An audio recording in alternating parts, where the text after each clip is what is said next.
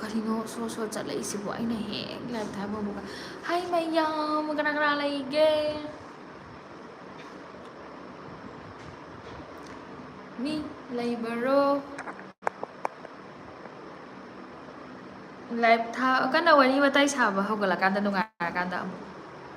ne wa mu yara roi asai da mu chat ba aina khoida jaba nusiba phanglaroidra aina pakhachaido ngaiduna ta aina leiringai pithokino nangi thamoi kanada wahaina fongdopa ngamdrabasu thamoidadi nushiribani nona michana naimba ngamdrasu michana naimba ngamdrasu yenjaribani lona mila Pony, hi Pony. Did I solve your problem? I reply pigi bani ko nong ta Pony sa da ko. Kayan sang charge hai ai sang. Sana. Sana put pasak crack. Ranjita elang bam hi sister. Hi Ranjita. No ni bala loi tong bam suti ro na tie che ngasi chatlani dana to ka hayeng ga chika suti. Ngasi ki jatoi ba. Ngasi di nongai to rebani. Pelex duty chatra boche chatoi ni ngak la khara wali pungai ma muk wa ke de male. Ina kan ba Iranda la crack. Welcome Iranda. Theng e che de live thari ju. Theng e ni live thari ja theng ba kang bu gi ne. Nang lai sidi nang tum ji sidi. Tra ma khai da kana thum da nge. Natro. Aya. Anil lai mayum. Oh my god. Hi bro, nungai bo. Kai nói live thì cái trang video siêu ấy ning sinh vì bỏ nông cầu thấy nó cái hay bi mà nói đồng nó sang cái giàu và singer phao và khăng nó bờ lối nó bờ coi gì sẽ nó mày ẩm là hay bờ mi nó ta bờ ní na ai sum ai cái live tham bờ xí na mày mi sang cái ngày bữa này hết tháp bạc lạc trên đó ở đây sẽ sum ngang bờ ní đó một hai ta đấy anh một na nang ai da manipulem do pai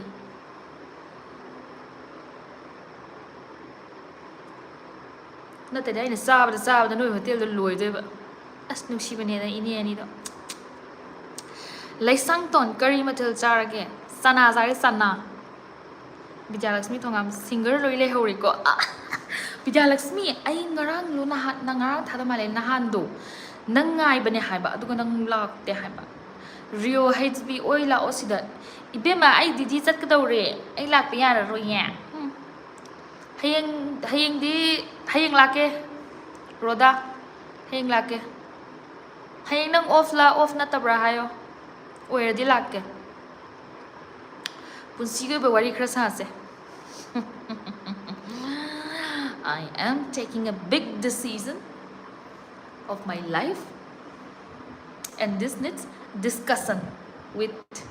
my friend Milan Haikruzam thamoi ka se loi na kai re hai ma kai khinu kai da na bani sakli ba se sumhan na bani sidagi hen na sumat pa di yara roi ai badanam zara ni sidagi hen na sumat la di yet kina chok oi da chin biro kai hari ko pak chara ni mai pa No. Kanam ta hai banga moi adubu. Sidagi he na sumri ngomroi ko ai. Pony kumam. Gunin dro mai bam tumning dri bangang tumning dri ye. Pony kumam chiche dialogue action yeng bi ulem na tharoi hai ba tom to ro. Keno ni ai retire to bu kui ri ai adu gi to dra hai ba. Ning them kai job toy na je corporate Sidai yana hai di phazar da ba kashi kan ngai lai te da hai di ꯊꯕꯛ ꯆꯤꯜꯍꯥꯎ ꯊꯤꯕ ꯌꯥꯗꯦ ꯁꯤ ꯇꯧꯕꯗꯣ ꯀꯅꯥꯅ ꯀꯩꯅꯣ ꯇꯧꯏ ꯏꯀꯥꯏꯖꯩꯌꯦ ꯀꯥꯏꯅ ꯍꯥꯏꯔ ꯇꯧꯔ ꯂꯩꯔꯗꯤ ꯃꯥ ꯀꯔꯤꯝ ꯇꯧꯗꯕꯗꯗꯤ ꯀꯩꯅꯣ ꯇꯧꯕ ꯐꯠꯇ꯭ꯔꯣ ꯅꯠꯇ꯭ꯔꯥ ꯑꯩ ꯋꯥꯔꯤꯁꯦ ꯑꯃꯗꯤ ꯑꯃꯗ ꯆꯠꯂꯛꯏꯁꯦ sini wari sabai ba ese tuku saya yo corporate की नहीं थे मिस्सू रेडी हो हाँ रेडी हो गया बहन पर कैब नहीं आया ना अभी वेट कर रही हूँ 20 मिनट लगेगा शायद अबंग blogger hello sis hi Azad Uzma मकक मयूम नुंगाई बुचे नुंगाई ये एस टी अरीबा मईस लाई वेलकम एस टी अरीबा वरी सारसे कइनोसु लाखरे विद्यालक्ष्मी सु लाखरे को विद्यालक्ष्मी अवा नुंगाई ngasi की करी करी कमाई तौग्रबा हाइबियु मिसु ha ha ha why are you laughing Anil लाइमियम Phagi तौबनी दा इसे याम हई ना ngai खंग खंगदि कइनो हाइसिबो कइनो अनिल नंग आई इसे हई जे कुइरा दाइने खंगबा हम तो चाहिए खंगदबा साइसे कइगिनो I am all rounder multi talented ने हाबसना खंगबो कुइरा दुति एसे इबम कइनो चना गाक चारे फुल जाक थोंग तन means no खई हजिति चाबसे खई के हेता तुम्बग चाबसे खरा हल्ले हाइतारे मसाना सु खई चंगो यादबा म तौबदो चानिंग थंगनिंगदबा गासे फाव खई जाखन गा वखन गासे चारांग खोइरांग नरगा खई अमा तौबदो तौवेबा मै थक इरांगदा मा ताउरिरा कइनो म तौबदो कोइ काफी हमाले इथक इरांगदा ताउरिरा कइनो तौवे हाबन मोइबो विदासमी थोंगाम अंगांग नाये अइना चंगप लाइव लोइरमे अंगांग नाये हारो विद्यालक्ष्मी मा नुंगाइती नंग अंगांग कयानो कई वइ नाइनो नोंगा कनो तौरगा वेदरगा ओलपसिदा स्वारमनिको अंगांग सेमबचे कोनसम सुमिला चे इसे याम हइये चे से थैंक यू आगे थागलिगा याबिनी कोइदी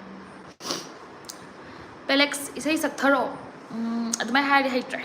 हाइददि मथंदा सक्तोरदि सम सकबा यावेबको लिरिक्स का से आई यम लई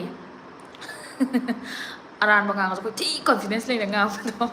हुराल ठी कॉन्फिडेंस लेने इसे के साजने ठी कॉन्फिडेंस लेने सकाई दोनी लिरिक्स आम त खंगोय दे चुम्बदि न मानदोनी अदने ओजा का जे क्वेश्चन हंगासुने आंसर जे चा पिथा दोइनेबा खैगी लानबा यावब्रगो चुम्बदु मानबदो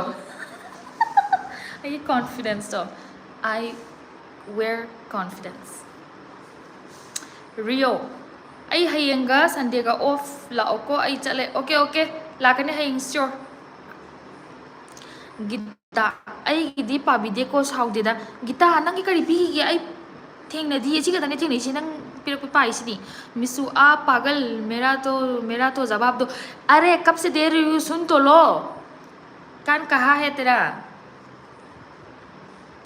कैब के लिए वेट कर रही हूँ अभी थोड़ी आएगा मेरा कैब आई दम नएबा थबक मफम जे को खोंग न चलसु आएबा मिनिट किलोमीटर मा फादेबा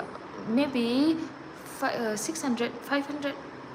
किलोमीटर सॉरी 600 मीटर अदमा वरंगनी तो बोइना नुंदांग बदि खोंग चप नुंगाइते दरको अदुगी कैब्स लौरबनेबा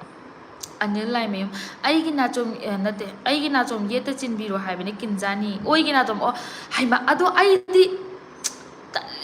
ज्ञान तादे ओइबा अनिल नंगजिदी ओइगी नाचोम हाइबदुदी कनागिनो येते सिनख्रब नाचोम दो ओइदा मु सिनथोकपा हाइबने आइने हाइबदी बिक्की कुमन हाई मिसु रेडी हो क्या एमसीए के लिए आई डोंट केयर जो होगा देखते जाएगा देखता जाएगा हाइब्रा लेसंग टोन चे नेगेटिव पीपल की मतंग अदुगा मीना करी खलमगनी खनबगी सिगी मतंग ने खितंग हाइबिरो वेरी नाइस क्वेश्चन हंगबिरो आई खुमजरके अदुबु थौदो खुदिमक्से हाइदि इसा की थोअदि पंगजल्ले हाइबै टाइपतने इसादा थोअगदि आइजु बुजुइको कोकसे अखोइगी कैसुम खलमद्रजु चुमना सुम लेरमगा ngसाइगी कैनोमा नुंगाइतबा म थोखिबा और लेइदना को कुइकुइदेबदा थोखिबो गेरा हानगे कैनोमगे निंजिंगाबा कोकसे चाखलानि बा कैम चांगारोइबा आई कोकसिदा खंगाबा अदि इसौ लांनिंग बोय कैनोमा अखोइगी फिल्म की टाइप ꯑꯩꯈꯣꯏꯒꯤ ꯀꯥꯏꯗꯅꯣ ꯄꯥꯛ ꯊꯥꯖꯅꯤꯡꯕꯤ ꯃꯤꯡꯖꯦꯟꯒꯨꯝꯕ ꯑꯃꯒ ꯊꯨꯒꯥꯏꯅꯤꯡꯕꯤ ꯏꯁꯥꯁꯦ ꯀꯤꯟꯅꯒ ꯃꯤꯉꯣꯟꯗ ꯄꯥꯛ ꯊꯤꯡꯖꯤꯟꯅꯤꯡꯕꯤ ꯀꯩꯅꯣꯝꯃ ꯗꯣꯡꯒ ꯇꯧꯅꯤꯡꯕ ꯑꯗꯨꯃꯥꯏꯅ ꯑꯃ ꯐꯥꯎꯔꯛꯑꯅꯤꯕ ꯏꯁꯥꯁꯦ ꯑꯩꯁꯨ ꯅꯤꯡꯁꯤꯡꯉꯛꯑꯗꯤꯀꯣ ꯀꯩꯁꯨ ꯀꯟꯇ꯭ꯔꯣꯜꯁꯦ ꯉꯝꯗꯦ ꯍꯥꯏꯕ ꯑꯗꯨꯒ ꯀꯩ ꯈꯪꯗꯕꯤ ꯑꯃ ꯇꯧꯋꯦꯕ ꯑꯩꯁꯦ ꯑꯗꯨꯃꯥꯏꯅ ꯇꯧꯋꯦ ꯑꯗꯣ ꯅꯪꯒꯤ ꯀꯣꯏꯁꯟꯁꯦ ꯅꯪꯅ ꯃꯤꯅ ꯍꯪꯉꯛꯄꯅꯤꯅ ꯑꯩꯅ ꯍꯥꯏꯕꯉꯝꯃꯦ ꯍꯥꯏꯕꯗꯤ ꯍꯥꯏꯕ ꯉꯝꯃꯦ ꯍꯥꯏꯕꯗꯤ ꯑꯩꯅ ꯍꯥꯏꯕ ꯈꯨꯗꯤꯡꯃꯛ ꯆꯨꯝꯅꯤ ꯍꯥꯏꯕ ꯂꯩꯇꯦꯀꯣ ꯕꯠ ꯖꯁ ꯑꯣꯄꯤꯅꯤꯌꯟ ꯁꯤꯌꯔ ꯇꯧꯕ ꯋꯥꯅꯤꯀꯣ ꯅꯦꯒꯦꯇꯤꯞ ꯄꯤꯄꯜꯒꯤ ꯃꯇꯥꯡ ꯍꯥꯏꯁꯦ ꯑꯦꯂꯥꯕꯣꯔꯦꯠ ꯇꯧ ꯅꯪꯒꯤ ꯀꯣꯏꯁꯟꯁꯦ ꯍꯥꯏꯕꯗꯤ ꯅꯦꯒꯦꯇꯤꯚꯤꯇꯤ ꯍꯥꯏꯕꯁꯤ ꯃꯤ ꯈꯨꯗꯤꯡꯃꯛꯇ ꯂꯩꯌꯦꯕ ꯏꯠꯁ ꯖꯁ ꯗꯦꯠ ꯂꯦꯚꯦꯜꯗꯣ ꯈꯦꯠꯅꯕꯩ ꯋꯥꯅꯦꯕ ꯑꯦꯟ ꯗꯦꯟ ꯅꯦꯒꯦꯇꯤꯞ ꯑꯗꯨꯝ ꯈꯟꯕ ꯃꯤꯁꯤ ꯃꯥꯒꯤ ꯈꯛꯇꯒꯤ ꯃꯔꯥꯅꯦ ꯍꯥꯏꯕꯁꯨ ꯌꯥꯔꯣꯏ ꯑꯩꯅ ꯍꯥꯏꯗꯨꯅꯤ ꯃꯃꯥꯡꯗ ꯊꯦꯡꯅꯈꯤꯕ ꯄꯥꯁ ꯑꯦꯛꯁꯄꯤꯔꯤꯌꯦꯟꯁ ꯃꯌꯥꯝ ꯊꯦꯡꯅꯔꯛꯈꯤꯕ ꯃꯤ ꯃꯈꯜ ꯃꯉꯣꯟꯗ ꯊꯣꯛꯈꯤꯕ ꯋꯤ ꯅꯦꯚꯔ ꯅꯣ ꯈꯪꯕ ꯅꯠꯇꯦ ꯍꯥꯏꯕ ꯀꯅꯥꯒꯨꯝꯕꯒꯤ ꯄꯨꯟꯁꯤꯗ ꯉꯁꯤ ꯅꯪꯅ ꯍꯔꯥꯎ ꯅꯣꯛꯇꯨꯅ ꯎꯔꯤꯕꯁꯦ ꯃꯅꯨꯡꯗ ꯃꯥ ꯀꯩꯗꯧꯔꯤꯅꯣ ꯀꯌꯥꯃꯨꯛ ꯉꯁꯤ ꯁꯤ ꯌꯧꯅ ꯃꯥꯅ ꯃꯤ ꯑꯃꯅ ꯅꯣꯛꯑꯒ ꯁꯨꯃꯥꯏꯅ ꯂꯩꯕ ꯉꯝꯃꯛꯏꯁꯦ ꯀꯔꯝꯕ ꯑꯋꯥꯕ ꯊꯦꯡꯅꯈꯤ ꯀꯌꯥꯃꯨꯛ ꯀꯅꯥꯅ ꯃꯤꯅ ꯗꯣꯀꯥ ꯇꯨꯕꯤ ꯍꯥꯏꯕꯅꯆꯤꯡꯕ ꯃꯌꯥꯝꯁꯦ ꯈꯪꯕ ꯅꯠꯇꯦꯅ ꯁꯣ ꯑꯩꯅ ꯍꯥꯏꯁꯤꯅꯦ ꯑꯦ ꯄꯔꯁꯟ ꯃꯥꯒꯤ ꯃꯦꯟꯇꯦꯜ ꯍꯥꯏꯗꯤ ꯃꯤꯑꯣꯏꯕꯁꯦ ꯍꯣꯡꯕ ꯅꯥꯏ ꯅꯦꯆꯔꯁꯨ ꯍꯣꯡꯕ ꯅꯥꯏ ꯏꯟꯚꯥꯏꯔꯣꯟꯃꯦꯟꯁꯨ ꯑꯍꯣꯡꯕ ナꯏꯕ ꯇꯥꯏꯕꯪꯅꯦ ꯍꯥꯏꯕ ꯑꯍꯣꯡꯕ ꯅꯥꯏꯗꯕ ꯑꯃꯠꯇ ꯂꯩꯇꯦ ꯍꯥꯏꯕ ꯍꯥꯏꯗꯤ ꯍꯣꯡꯕ ꯅꯥꯏ ꯅꯨꯡꯐꯧꯗ ꯏꯁꯤꯡ ꯗ꯭ꯔꯣꯞ ꯇꯨꯞ ꯁꯨꯝ ꯇꯥꯔꯒꯗꯤ ꯑꯩꯈꯣꯏꯒꯤ ꯂꯤꯛꯂꯥ ꯁꯨꯝ ꯇꯥꯁꯜꯂꯒꯗꯤ ꯃꯄꯥ ꯆꯞ ꯆꯥꯅ ꯑꯗꯨꯝ ꯀꯨꯏꯅ ꯇꯥꯁꯜꯂꯒꯗꯤ ꯅꯨꯡꯕꯨ ꯀꯨꯠꯂꯦ ꯍꯥꯏꯕ ꯑꯃ ꯂꯩꯇ꯭ꯔꯣ ꯍꯣꯡꯕ ꯅꯥꯏꯕ ꯃꯤꯑꯣꯏꯕꯒꯤ ꯋꯥꯈꯜꯅꯤ ꯅꯦꯒꯦꯇꯤꯚ ꯍꯥꯏꯕꯁꯤ ꯃꯤ ꯈꯨꯗꯤꯡꯃꯛꯇ ꯂꯩ ꯈꯦꯠꯅꯕ ꯍꯥꯏꯕꯕꯨ ꯀꯩꯅꯣ ꯍꯥꯏꯔꯀꯥꯟꯗ ꯑꯩꯅ ꯀꯌꯥꯒꯤ ꯃꯇꯤꯛ frequently ay kayam toina negative khali katai boba to which extent aina negative khali habi pose sida control tawdamne man baje phate khanda basu yade phamallaga budu da de ba adubu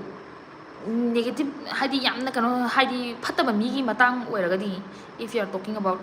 wathi ngangna ba mi miwa na me du ai tadi adu dakada di aina haidi ni moi ji du ngang do lere ha ju ngang ni o ha ju ngang ni haidi ni aina ꯅꯪꯅ ꯆꯨꯝꯅ ꯆꯠꯂꯁꯨ ꯉꯥꯡꯉꯅꯤ ꯐꯩꯅ ꯆꯠꯂꯁꯨ ꯉꯥꯡꯉꯅꯤ ꯄꯩꯔꯁꯨ ꯉꯥꯡꯉꯅꯤ ꯌꯨꯡꯉꯁꯨ ꯉꯥꯡꯉꯅꯤ ꯑꯗꯨꯝ ꯉꯥꯡꯉꯅꯤ ꯃꯣꯏꯗꯤ ꯑꯗꯨꯅ ꯃꯤꯅ ꯀꯔꯤ ꯈꯜꯂꯝꯒꯅꯤ ꯈꯟꯕꯁꯦ ꯁꯤꯗꯤ ꯃꯤꯑꯣꯏꯕꯒꯤ ꯃꯆꯠꯅꯤ ꯃꯤꯑꯣꯏꯕꯒꯤ ꯍꯧꯅꯁꯥꯅꯤ ꯑꯗꯨꯗꯤ ꯆꯞ ꯃꯥꯟꯅꯩ ꯍꯧꯖꯤꯛꯀꯤ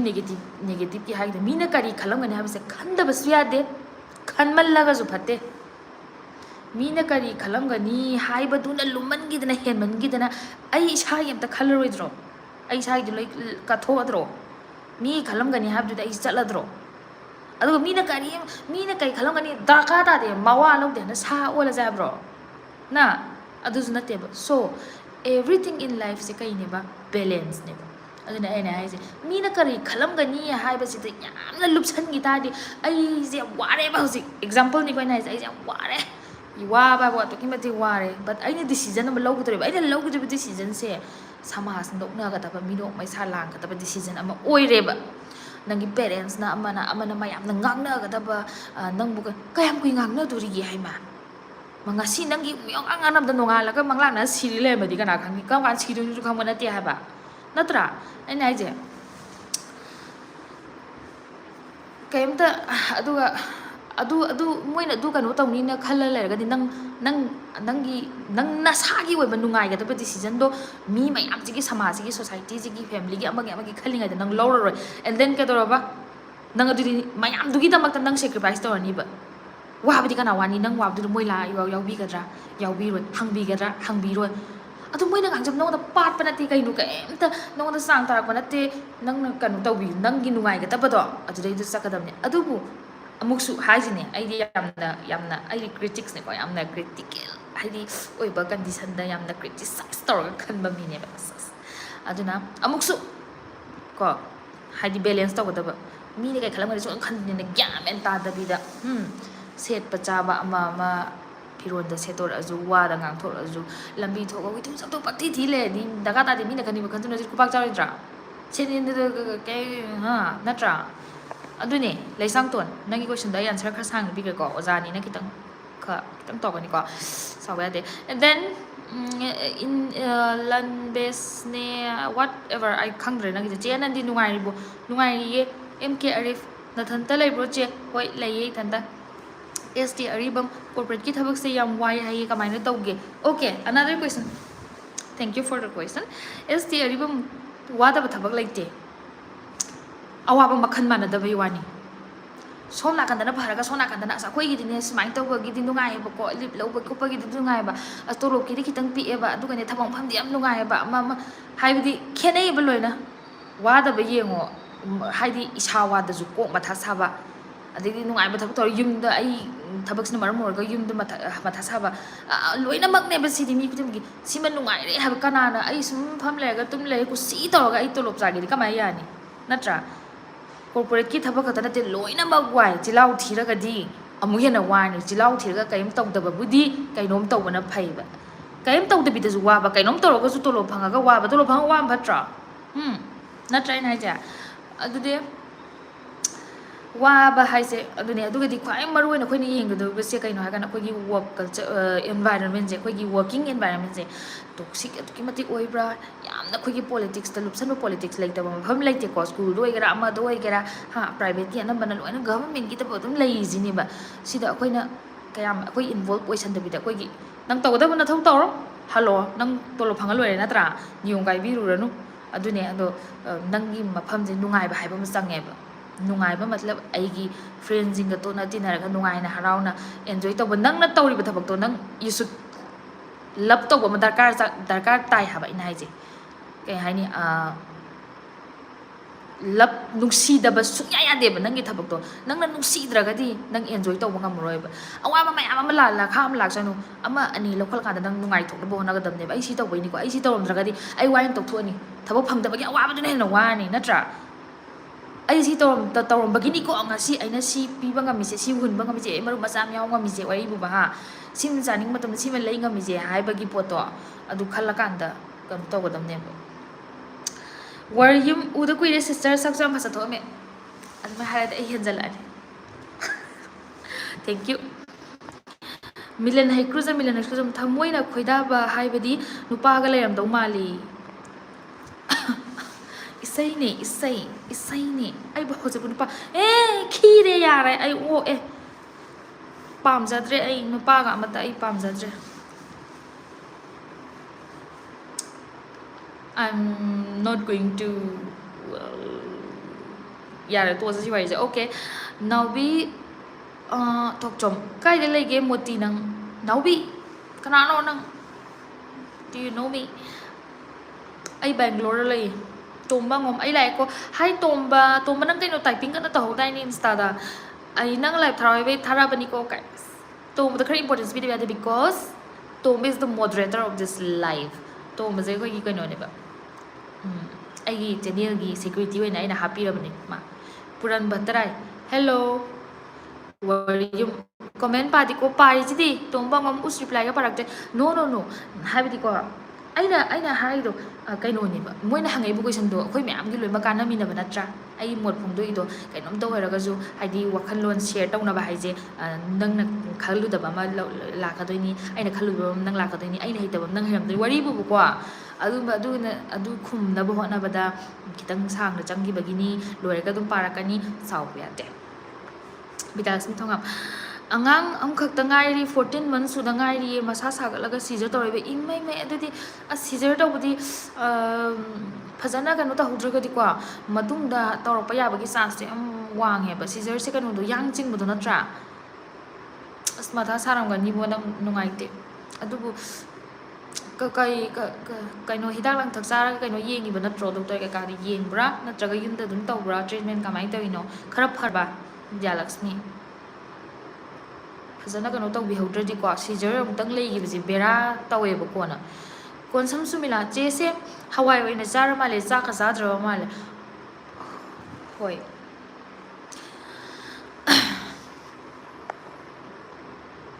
ꯍꯋꯥꯏ ꯑꯣꯏꯅ ꯆꯥꯔꯦ ꯑꯩ ꯆꯥꯛ ꯆꯥꯗ꯭ꯔꯦ ꯆꯥꯛꯀ ꯑꯗꯨꯝ ꯆꯥ ꯂꯩ ꯀꯩꯅꯣ ꯆꯥꯛꯀꯤ ꯅꯨꯡꯇꯤꯒꯤ ꯁꯨꯝ ꯆꯥꯏꯁꯤ ꯅꯣꯏ ꯕꯣꯔꯤꯡ ꯆꯨꯗ꯭ꯔꯕ ꯅꯠꯇ꯭ꯔꯥ ꯃꯃꯥ ꯆꯥꯛꯁꯦ ꯑꯗꯨꯝ ꯅꯨꯡꯇꯤꯒꯤꯅꯦ ꯍꯥꯏꯕ ꯆꯥꯏꯁꯦ ꯑꯗꯨ ꯅꯨꯡꯇꯤꯒꯤ ꯑꯣꯛꯁꯤꯖꯦꯟꯅꯦ ꯍꯥꯏꯕ ꯍꯣꯜꯂꯤꯁꯦ ꯀꯩꯅꯣ ꯅꯣꯡ ꯐꯥꯗꯣꯛꯁꯨ ꯅꯥꯏꯇ꯭ꯔꯣꯖꯦꯟ ꯍꯣꯟꯖꯩ ꯍꯥꯏꯕꯅꯤꯗ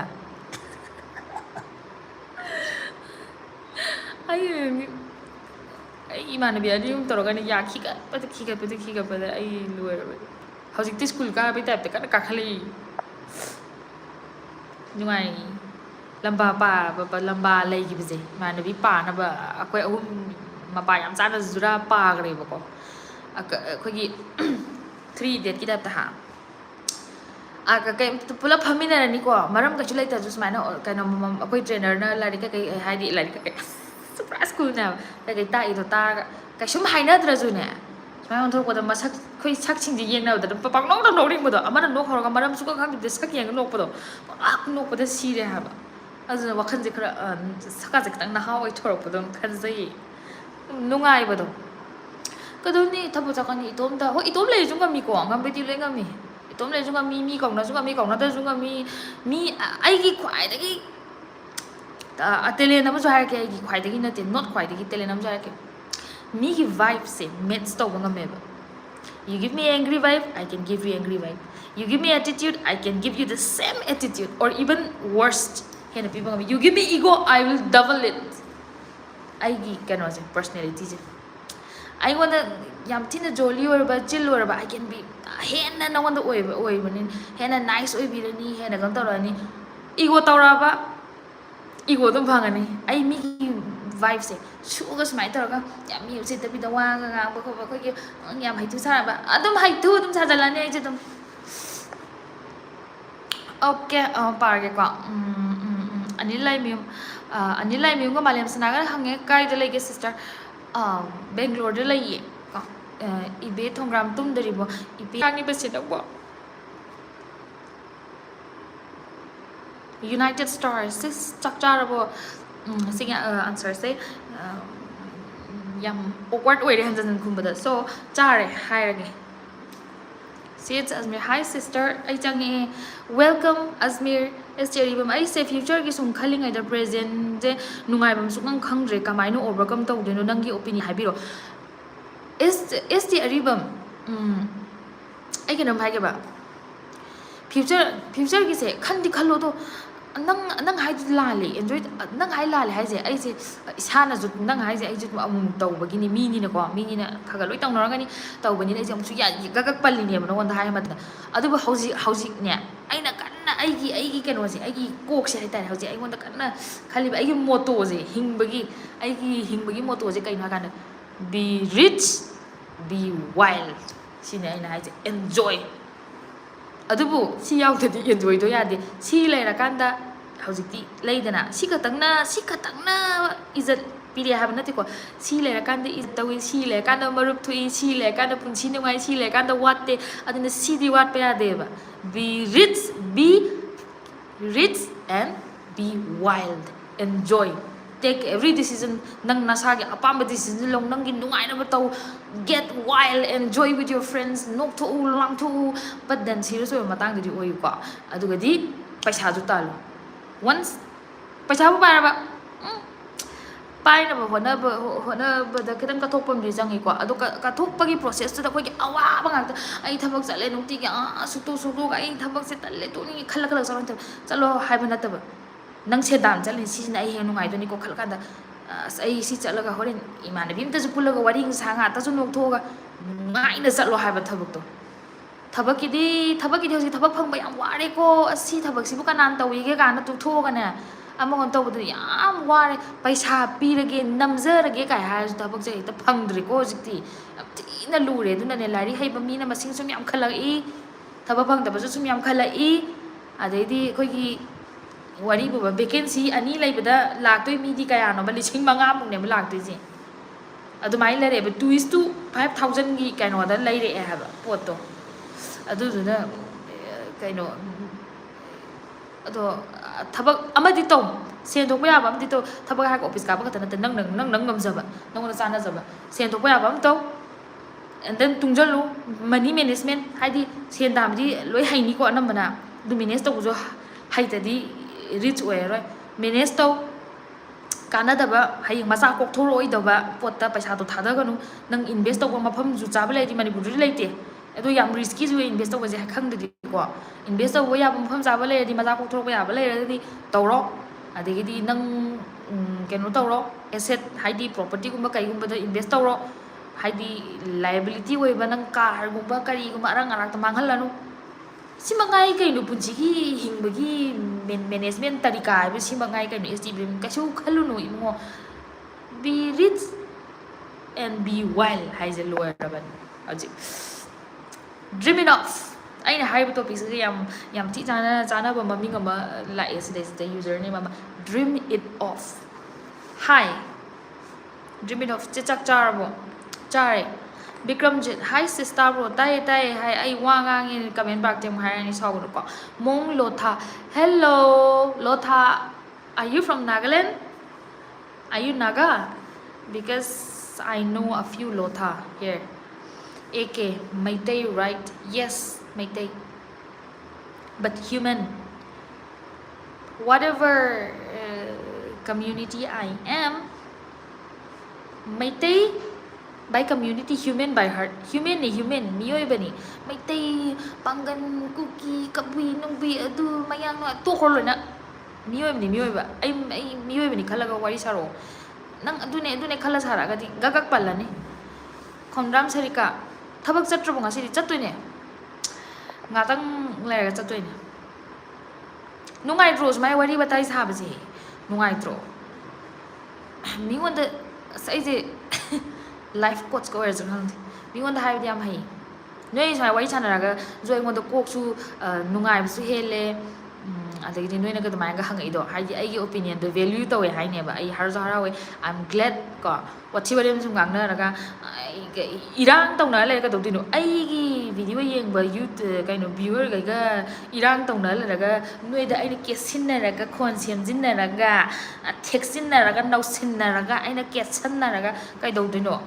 ꯅꯠꯇ꯭ꯔꯥ ꯁꯤꯒꯨꯝꯕ ꯀꯥꯟꯅꯕ ꯋꯥꯔꯤ ꯁꯥꯁꯦ ꯍꯥꯏꯕ ꯅꯨꯡꯉꯥꯏꯁꯦ ꯍꯥꯏꯕ ꯑꯩꯁꯨ ꯏꯅꯥꯈꯨꯟꯕꯤ ꯑꯣꯏꯒꯦ ꯅꯣꯏꯁꯨ ꯌꯦꯡꯉꯛꯏꯕ ꯅꯣꯏꯁꯨ ꯏꯅꯥꯈꯨꯟꯕ ꯑꯣꯏꯌꯨ ꯅꯨꯡꯉꯥꯏꯊꯣꯛꯁꯤ ꯂꯥꯡꯊꯣꯛꯁꯤ ꯊꯦꯡꯅꯕꯗ ꯍꯥꯏ ꯍꯜꯂꯣ ꯅꯠꯇ꯭ꯔꯥ ꯑꯩꯅ ꯍꯥꯏꯁꯦ ꯃꯤꯗꯤ ꯗꯔꯀꯥꯔ ꯇꯥꯗꯦ ꯃꯤꯒꯤ ꯈꯜꯂꯨꯅꯨ ꯃꯤꯒꯤ ꯌꯥꯝ ꯈꯟꯖꯜꯂꯨꯅꯨ ꯈꯟꯗꯤ ꯈꯜꯂꯨ ꯈꯟꯗꯤ ꯈꯨꯅꯣꯡꯁꯦ ꯈꯣꯟꯖꯦꯜꯁꯤꯗ ꯃꯔꯣꯜ ꯑꯃ khăn thì khăn but not yang khăn cái hai Albertson Simli hello sis hello hui rom Roma kai thabak tau ge ai corporate ki tawi Roma samna habda company ki ka Robert Takil sis blog thagalo as ai hai tabagi ni mi ai thagat ke na ai try me am tawi do hai tabagi ni ko Nisita ten subang chen and di kai lege Bangalore le Nisita inau pinu ngai bo nong bu nu si da ko thaina ai ga junior Imphal Valley da taminarakpane gari Imphal Valley da nang kai lege Nisita Garbita loitong bam mem nungai bu udabu kuire yamna nungai riye Tomba angom ID comment sasat pirak tasu kaim sau video ko na parakhini khanna ngai jari bane adune natra adune understanding lei ba haibase Milan Hecruzam message retracted Vidalasmi thongam Dr. Yenge hojipudi khara phare tum daba hapta phare dark circle ga loi thoe as aduni ne mapa di kemta yeng bidro nang na tom da sum yeng bro kai no toi dibo Mabu hoi mapa atu bidi ai jani ne ai na pokpa ni nai ni yeng ba to tarak pa ni ne last ta na tra ya khang ba da sida ni ne ai na mau gi pun si jai na Nitesh Dhami which language is this this is Korean this is Korean language Vikram kai jang char ki chen cv na han ganu ko na ro ye na ba ba ai na di loi kai no ai na di na ju na ba hai ta ba mi ne aduna na ro ye ngasi se yam ne healthy oi ba khoi nge chana ningdum bi phut la ga sa ba June July hai ja bangam de ha ba khoi ki hingjang je khoi ki kai ni si ki matang dei ka rong ha ke ba ko mi je ko sum nu ti gi tum theng na ba mi ha ra ne ko nu ti gi sum hangak ba da khoi ki ngarang ju ai je aseng bai je ai je ngarang ju kang soi cha re ba ko nahan ju kang soi cha re ba yum de na ba sum chai ko khoi ma kang soi yam pam ba ni na kang soi yam pam me matlab phai bai de na chang khoi de hingon da kai de hingjang yam tha ba ni na arai bu do hana cha thok si pat tau pum do han cha thok si adu ko na ngam tau je hai bi gi khoi mai ko gam lei ba khoi ma se pha ga ta ni ko ai yang ka khoi ma je ka mai tom ni hai bi se ai ngon de yeng ga khan bi ga nu ko ma khoi ma de ai ga pura opposite ni ko khoi ma di perfect Phabi nupi ne ba ꯑꯩ ꯐꯠꯇꯕꯤꯅꯦ ꯑꯩꯗꯤ ꯉꯥꯎꯁꯤꯟꯅꯕꯤꯅꯦ ꯑꯩ ꯈꯪꯉꯦꯕ ꯑꯩ ꯏꯃꯥꯁꯦ ꯌꯥꯝ ꯋꯥꯍꯜꯂꯦ ꯑꯩ ꯀꯩꯅꯣ ꯋꯥꯔꯤꯁꯦ ꯀꯥꯏꯗꯅꯣ ꯌꯧꯈ꯭ꯔꯦ I'm sorry ꯑꯗꯨꯅꯦ ꯑꯗꯣ ꯍꯤꯟꯖꯥꯡꯁꯦ ꯑꯩꯈꯣꯏ ꯀꯩ ꯍꯤꯟꯖꯥꯡ ꯆꯥꯔꯒꯦ ꯉꯔꯥꯡꯁꯨ ꯀꯥꯡꯁꯣꯏ ꯆꯥꯕ ꯅꯍꯥꯟꯁꯨ ꯆꯥꯕ ꯅꯨꯃꯤꯠ ꯅꯤꯅꯤ ꯍꯨꯝꯅꯤ ꯁꯨꯝ ꯊꯦꯡꯅꯔꯕ ꯃꯤꯁꯦꯀꯣ ꯀꯩ ꯍꯤꯟꯖꯥꯡ ꯆꯥꯒꯦ ꯉꯁꯤꯗꯤ ꯆꯤꯆꯤ ꯁꯨꯝ ꯂꯩꯗꯅ ꯍꯪꯗꯕ ꯅꯨꯡꯉꯥꯏꯇꯕ ꯁꯨꯝ ꯊꯩꯅꯕꯗꯣ ꯀꯥꯡꯁꯣꯏ ꯅꯨꯡꯇꯤꯒꯤ ꯁꯨꯝ ꯀꯥꯡꯁꯣꯏ ꯍꯥꯏꯗꯤ ꯍꯥꯏꯖꯟꯕ ꯃꯥꯟꯗ꯭ꯔꯥ ꯑꯗꯨꯗꯒꯤ ꯊꯑꯣꯏꯀꯤꯒꯅꯦ ꯑꯇꯣꯞꯄꯒ ꯈꯜꯂꯒ ꯍꯥꯏꯖꯟꯗꯣꯏꯅꯦ ꯉꯥꯛꯇꯪ ꯅꯣꯏ ꯇꯧꯗ꯭ꯔꯥ ꯑꯗꯣ ꯑꯗꯨꯗꯣ ꯌꯥꯝꯅ ꯑꯩꯈꯣꯏꯒꯤ ꯍꯥꯏꯖꯟꯅꯕꯒꯤ ꯌꯥꯝꯅ ꯏꯁꯥꯗ ꯑꯩꯈꯣꯏꯒꯤ ꯍꯩꯅꯗꯕꯗோ ꯑꯗꯨꯅ ꯑꯗꯨꯋꯥꯏꯗꯤ ꯑꯁꯦꯡꯕ ꯑꯗꯨꯝ ꯍꯥꯏ ꯍꯥꯏꯕ ꯑꯁꯦꯡꯕ ꯑꯗꯨꯝ ꯍꯥꯏꯔꯒ ꯀꯣꯝꯄ꯭ꯂꯤꯀꯦꯇꯦꯠ ꯑꯣꯏꯍꯟꯕꯗꯣ ꯑꯩꯅ ꯀꯩꯅꯣꯝ ꯍꯋꯥꯏ ꯊꯣꯡ ꯆꯥꯏ ꯍꯥꯏꯔꯝꯃꯒꯗꯤ ꯂꯣꯏꯔꯕꯅꯦꯕ ꯁꯦ ꯆꯅꯥ ꯐꯨꯠꯂ ꯆꯥꯏ ꯍꯥꯏꯔꯒꯗꯤ ꯀꯣꯏꯁꯟ ꯃꯌꯥꯝ ꯊꯣꯛꯂꯛꯑꯅꯤꯕ ꯑꯁ ꯗꯥꯏꯇꯤꯡ ꯇꯧꯔꯤꯔꯣ ꯑꯁ ꯀꯩꯅꯣ ꯆꯥꯛ ꯆꯥꯗ꯭ꯔꯕꯣ ꯂꯩꯗꯅ ꯋꯥꯔꯤ ꯊꯣꯛꯂꯛꯑꯅꯤꯕ ꯀꯣꯝꯄ꯭ꯂꯤꯀꯦꯇꯦꯠ ꯑꯣꯏꯍꯟꯕꯗꯣ ꯕꯠ ꯁꯝꯇꯥꯏꯝ ꯏꯠꯁ ꯑꯣꯀꯦ ꯑꯣꯅꯦꯁ ꯑꯣꯏꯔꯒ ꯀꯣꯝꯄ꯭ꯂꯤꯀꯦꯇꯦꯠ ꯑꯣꯏꯕꯁꯦ ꯀꯩꯁꯨ ꯀꯥꯏꯗꯦꯕ ꯑꯩꯒꯤ ꯁꯦꯟꯇꯦꯟꯁ ꯈꯨꯗꯤꯡꯃꯛꯁꯦ ꯀꯩꯅꯣ ꯂꯦꯁꯟ ꯉꯥꯛꯇꯅꯦ ꯍꯥꯏꯕ ꯑꯣ ꯃꯥꯏ ꯒॉड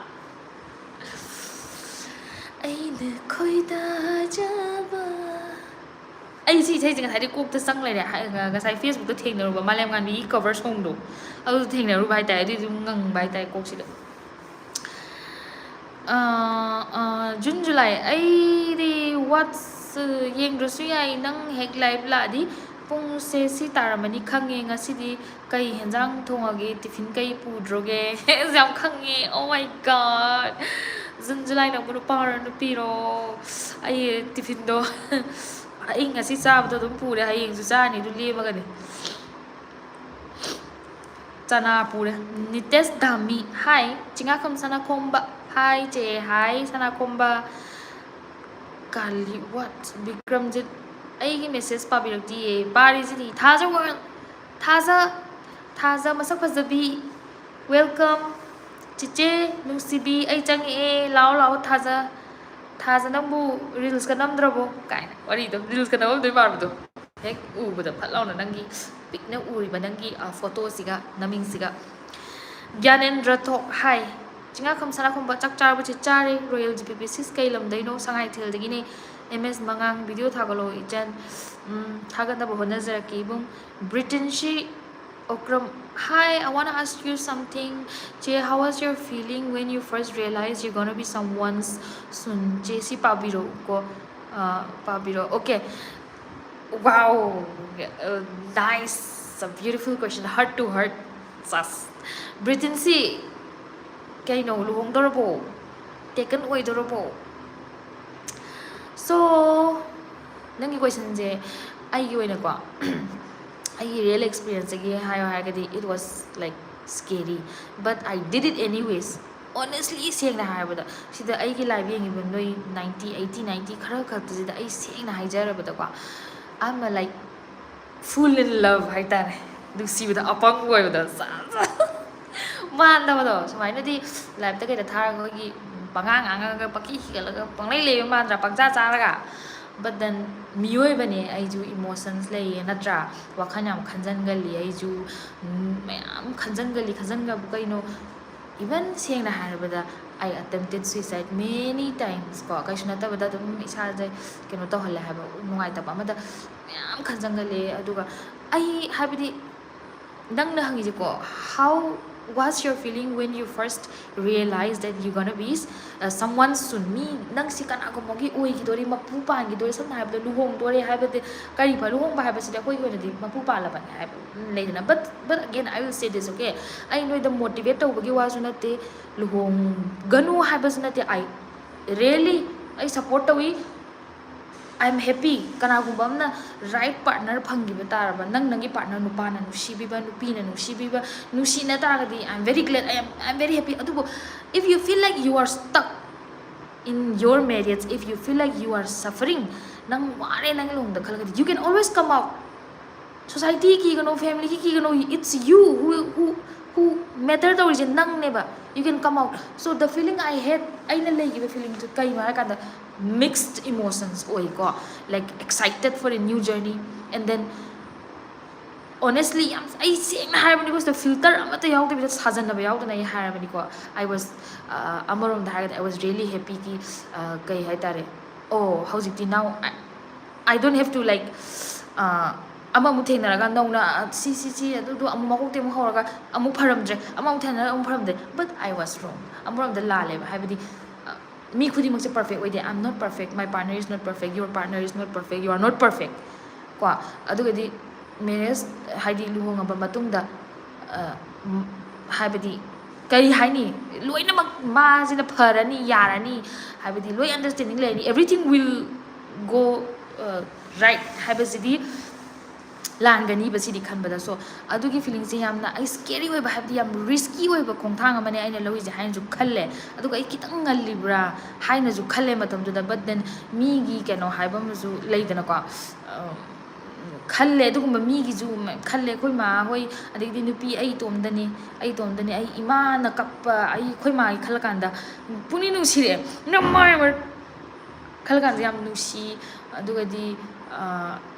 ꯌꯥꯝ ꯂꯨꯅꯁꯨ ꯈꯜꯂꯨꯗꯦ ꯁꯦꯡꯅ ꯍꯥꯏꯕꯗ ꯌꯥꯝ ꯂꯨꯅ ꯈꯜꯂꯨꯗꯦ ꯍꯥꯏꯗꯤ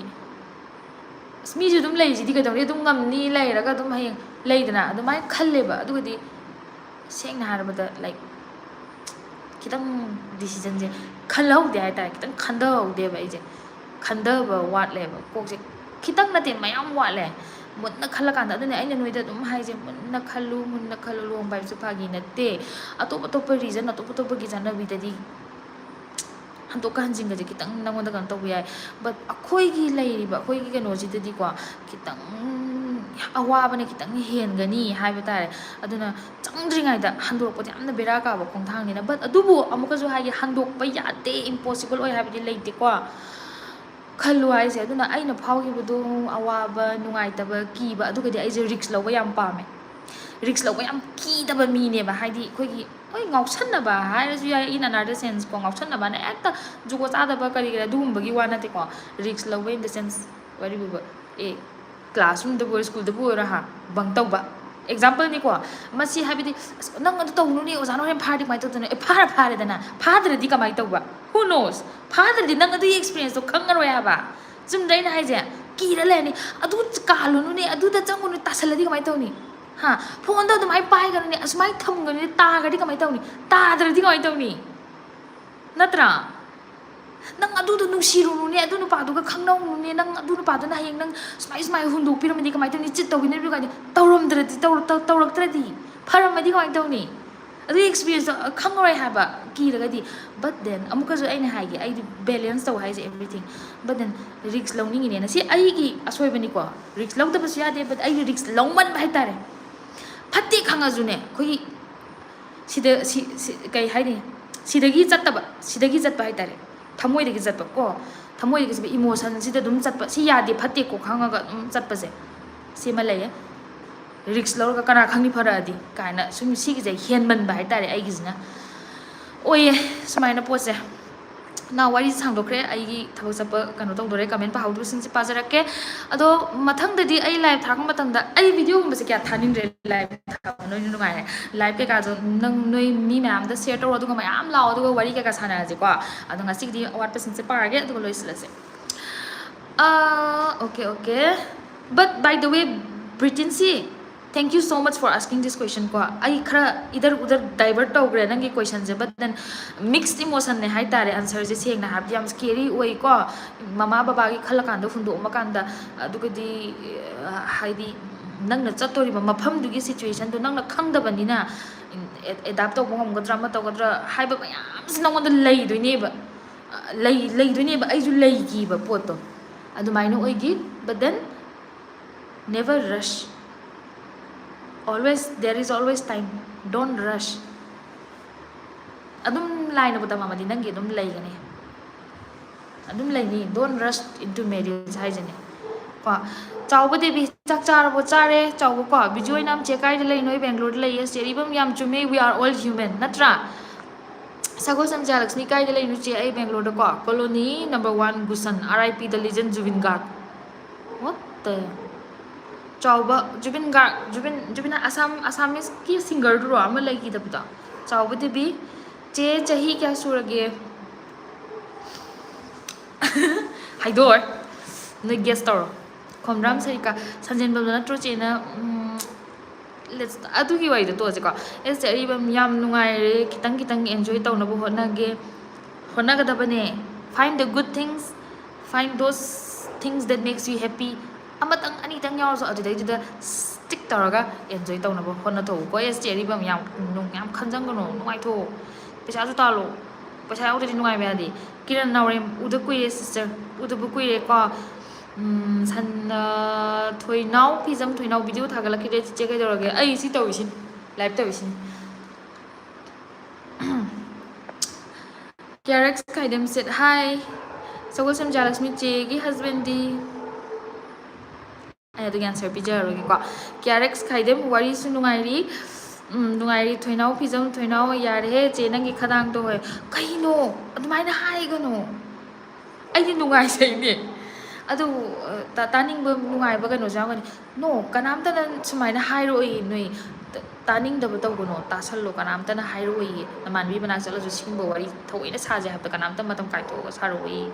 Los Hello, and I know the Jacob is Nadi, I Nanglish having in a lower Gega, alone driven in a room, but where a gazoo, Nangizu. More in the pigeon Gizuni and I say Nangizuni, Bima.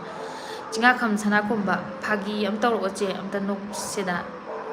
Okay, Pagi Toroke.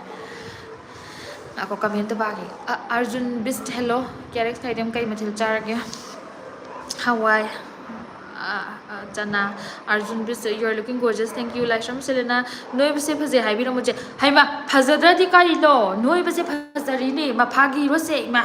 Hai ma. Khud ma si phagi ro paisa ne. Paisa. Matam ga maagra jani ma. Paisa ne. Ma akhoi ji lai tragadi anoi ba khoi ji lai tragadi kamaina e anoi be phirun ji kana se ni akang bunoi ji kamaina distinguish to bangam ni noi akang bani hana noi chama na roi draw na try na ja ma anoi ba ji phajai kana thi hai no because one video to ki Bridget Shokram nope I'm just an adult horam dai teenage loram dai okay you got to be very careful. Ko, Britain say. To now pism to now chiche isay oy na saglo. Kaise sologe. Come there to my head. Tajawal cereals number loy with a ngairi, mamaga namu bani chegi notification lak pajang ini tumdra. Ay ti kagya ay have it. Kuy chin the light on bado. Tuesday po comedian naman na tawag ba doon? Chin the light sa tusan ba ba? Tajawal mamazu chichegi live yengi. Tajagi mama krumzari nasa na lap na punimzari. Tajagulu na tawbiyo. Tajawal chegi awareness mayam se yam chumi na dum yengi. Thank you so much. Ay na soy kragazu mayam soy haning de hai tare. Ni meow. Do positive lom to ko nupi masen support taw na raga hena kano taw bagi ko ta hai nupa exclude taw wa din nate ko ai nai ni je jarki chegi life ta nupa kya koi rake hai biro lu hang me wara adu na hana hang ko da bana trauna nupi ni kai no ai je thi ru nupi ni kai no khara di dum koi re kai no dum thi ru nupi ni kai no loi na nupa e thi ba phasa ba le ti nusi na tra koi re kai no koi ma sing di khang de ju khara du koi Mamta kids imanabi na ngang base tabe am nungai thank you Mamta jarki chesu lai na tambai ro lai na tamba na te lap takat pa khang ba Britain C. Okram, thanks Jay for sharing your experience. One day we're all gonna face that. We are gonna go through that phase, and I just wanted to know how does it feel like to be like in that phase. Thank you, welcome, and thank you so much again. Ko adu question hang biro pagi nang ko BS Blogs mane asam gitu ne okay. RIP to Maminga record to the person. Jarki, che mit yam pra inkhalak pada. Mitya mi amak to koi siguma da khara buju le hai tare apa ba sei khang phatti khang na dum koi ki kan to bu do dum ba khai dum yaw re hai tare mitya mi yang bai wan ta ba du e amada to ga di to de he ai du to ti am to ti ai ama khang ne ta ama to ba se asi to te ba ama ji phan lo san ga ai sa adu hai di ama lai na ama ji tha to bai wan ta ba just you know like na kai gumba ai chance dum pi ni bu ko I'll give chance ahan amu pi ni anya pi ni hum lo pi ni ꯐꯔꯛꯇ꯭ꯔꯦꯅ ꯈꯪꯅꯔꯀꯥꯟꯗ ꯃꯤꯁꯦ ꯋꯥꯔꯤ ꯋꯥꯇꯥꯏ ꯇꯧꯔꯀꯥꯟꯗ ꯇꯤꯟꯅꯔꯀꯥꯟꯗ ꯂꯣꯏꯅꯔꯀꯥꯟꯗ ꯁꯤꯗꯤ ꯐꯔꯝꯗꯦꯅ ꯑꯩ ꯍꯨꯟꯗꯣꯛꯑꯒ ꯆꯠꯇꯦꯕ ꯃꯔꯨꯞꯇꯁꯨ ꯉꯥꯏꯔꯦ ꯃꯔꯨꯞ ꯅꯠꯇꯕꯗꯁꯨ ꯉꯥꯏꯔꯦ ꯍꯨꯟꯗꯣꯛꯑ ꯆꯠꯇꯦꯕ ꯑꯩꯒꯤ ꯕꯦꯁ ꯑꯩ ꯍꯣꯠꯅꯔꯝꯒꯅꯤꯕ ꯅꯪ ꯁꯨꯃꯥꯏꯅ ꯇꯧꯗꯅ ꯁꯤ ꯇꯧꯕꯅ ꯐꯩꯗꯅ ꯁꯤ ꯇꯧꯕꯅ ꯑꯩ ꯍꯥꯏꯔꯝꯒꯅꯤꯕ ꯑꯃꯨꯛꯇꯪꯈꯛꯇ ꯅꯠꯇꯦ ꯑꯅꯤꯔꯛ ꯑꯍꯨꯝꯂꯛ ꯍꯥꯏꯔꯝꯒꯅꯤꯕ ꯑꯗꯨꯒ ꯌꯥꯗ꯭ꯔꯕ ꯑꯣꯏꯗ꯭ꯔꯕ ꯍꯥꯏꯗꯤ ꯀꯩꯗꯧꯅꯤ ꯃꯥ ꯁꯨꯝ ꯄꯨꯈꯠꯅꯕ ꯍꯣꯠꯅꯕꯗ ꯏꯔꯥꯛꯅꯕ ꯃꯤ ꯑꯃ ꯁꯨꯝ ꯀꯩꯅꯣ ꯀꯪꯈꯠꯅꯕ ꯆꯪꯉꯨꯕꯗ ꯃꯥꯅ ꯑꯣꯏꯅ ꯑꯩ ꯁꯨꯝ ꯆꯤꯡꯊꯈ꯭ꯔꯒꯗꯤ ꯑꯩ ꯑꯣꯏꯅ ꯁꯨꯝ ꯃꯥꯒꯤ ꯀꯩꯅꯣ ꯇꯧ ꯂꯩꯕꯗ ꯋꯥ ꯂꯩꯔꯒꯗꯤ ꯑꯩ ꯃꯥꯒꯤ ꯃꯣꯏ ꯃꯄꯥꯅ ꯊꯔꯛꯄ ꯇꯣꯂꯣꯞ ꯄꯤꯔꯒ ꯊꯝꯕ ꯃꯤꯔꯣ ꯅꯠꯇ꯭ꯔꯣ ꯑꯗꯨꯗꯤ ꯃꯥꯗꯣ ꯑꯩꯅ ꯍꯥꯏꯕꯤꯔꯝꯅꯤ ꯌꯥꯗ꯭ꯔꯦ ꯌꯥꯗ꯭ꯔꯗꯤ ꯂꯩꯖꯍꯧꯔꯣ ꯑꯗꯨꯗꯤ ꯇꯣꯛꯑꯦ ꯆꯠꯂꯦ ꯑꯗꯨꯝꯕꯗꯤ ꯂꯩꯀꯣ ꯑꯗꯨꯗꯤ ꯇꯧꯗꯦ ꯑꯣꯀꯦ ꯂꯥꯏꯁ꯭ꯔꯝ ꯁꯨꯖꯂꯇꯥ ꯆꯥꯛ ꯆꯥꯕꯁꯦ ꯆꯥꯔꯦ ꯅꯣꯡꯄ꯭ꯂꯨ ꯍꯥꯏ ꯖꯥꯔꯀꯤ ꯆꯦ ꯄꯨꯟꯁꯤꯗ ꯈ꯭ꯋꯥꯏꯗꯒꯤ ꯅꯨꯡꯁꯤꯕ ꯊꯦꯡꯅꯈꯤꯕꯁꯦ ꯀꯅꯥꯅꯦ ꯍꯥꯏꯅꯤ ꯈ꯭ꯋꯥꯏ ꯅꯨꯡꯁꯤꯕꯁꯦ ꯑꯩ ꯍꯨꯏ ꯃꯃꯥꯒ ꯍꯨꯏꯒ ꯑꯗꯨꯒ ꯏꯁꯥꯁꯦ ꯅꯨꯡꯁꯤꯗꯕ ꯌꯥꯗꯦꯀꯣ ꯃꯌꯥꯝꯅ ꯅꯨꯡꯁꯤꯔꯒ ꯏꯁꯥ ꯀꯧꯔꯝꯕ ꯌꯥꯗꯦ ꯏꯁꯥꯁꯦ ꯅꯨꯡꯁꯤꯗꯕ ꯌꯥꯗꯦ love yourself babies love yourself ꯇꯣꯝꯕ ꯊꯕꯛ ꯐꯖꯅ ꯆꯠꯂꯨꯀꯣ ꯆꯦ ꯆꯠꯀꯦ ꯂꯥꯏꯁ꯭ꯔꯝ ꯁꯨꯖꯂꯇꯥ ꯍꯥꯏ ꯖꯥꯔꯀꯤ ꯆꯦ ꯅꯪꯒꯤ ꯐꯥꯔꯁ ꯂꯞꯁꯦ ꯀꯅꯥꯅꯣ ꯐꯥꯔꯁ ꯂꯞꯁꯦ ꯈꯪꯗꯦꯅꯦ ꯂꯞꯁꯦ ꯀꯥꯏꯕꯨ ꯀꯧꯒꯦ ꯐꯥꯔꯁ ꯂꯞꯁꯦ ꯀꯅꯥꯅꯣ ꯑꯩꯁꯨ ꯑꯗꯨꯒ ꯍꯥꯏꯈꯤꯗ꯭ꯔꯣ ꯈꯪꯗꯦꯗ ꯀꯥꯎꯈ꯭ꯔꯦꯗ ꯀꯅꯥꯅꯣ ꯌꯥꯝ ꯉꯟꯅ ꯏꯔꯥꯡ ꯇꯧꯕꯗꯣ ꯐꯤꯂꯝꯅꯦꯕ ꯉꯟꯇꯥꯅ ꯑꯩꯈꯣꯏꯒꯤ ꯑꯃ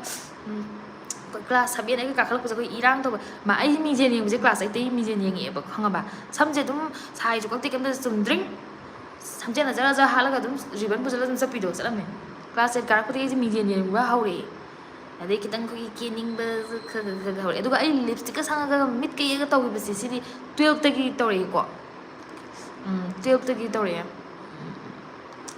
ꯑꯁ ꯅꯨꯡꯕꯨ ꯅꯨꯡꯁꯤ ꯑꯉꯥꯡ ꯑꯃ ꯍꯧꯖꯤꯛꯄꯨꯗꯤ ꯌꯥꯝꯅ ꯇ꯭ꯔꯦꯟꯗꯤꯡ ꯑꯣꯏꯔꯤ ꯑꯩ ꯃꯃꯤꯡꯗꯤ ꯂꯧꯔꯔꯣꯏꯒꯦꯀꯣ